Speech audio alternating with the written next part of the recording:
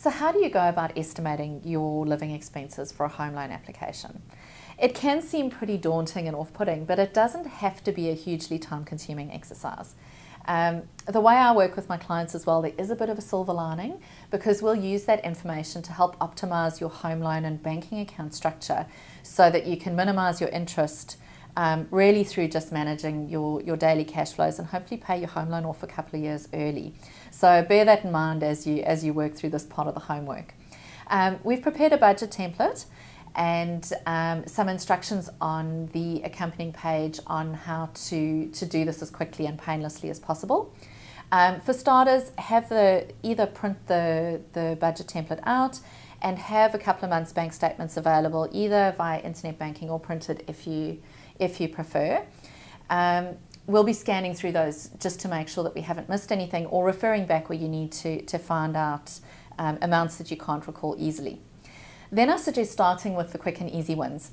So work your way through the budget template and fill in the expenses that you roughly know what they are. So for example, rates roughly $400 a quarter, your insurance premiums, which may be the same every month, your phone bill, which if you're on a plan may be the same every month. So run through the whole budget and fill in as many of those gaps as you can. Then get on to things like groceries, working out what your weekly spend is and adding in your midweek shop to estimate what it is over the course of the year.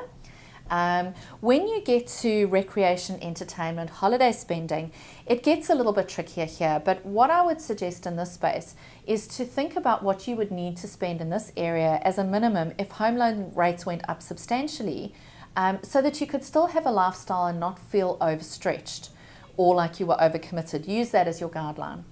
Also, if there are some expenses that you would only things that you would only do if you had surplus cash, for example, in a low interest rate environment, make a note of those separately in the notes section of our fact find under your living expenses so that we can have a chat about those and work out the right way to include them.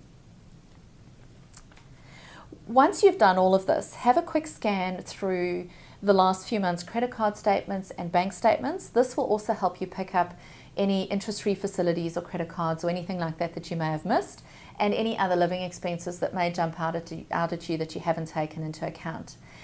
Follow the instructions on how to populate the spreadsheet and it'll summarize the living expenses for you to include in our fact find. Even if you're not going through the fact find process, there is a space for income in the budget template, which I'll make available in the link below. And that'll give you a feel for what your family budget looks like.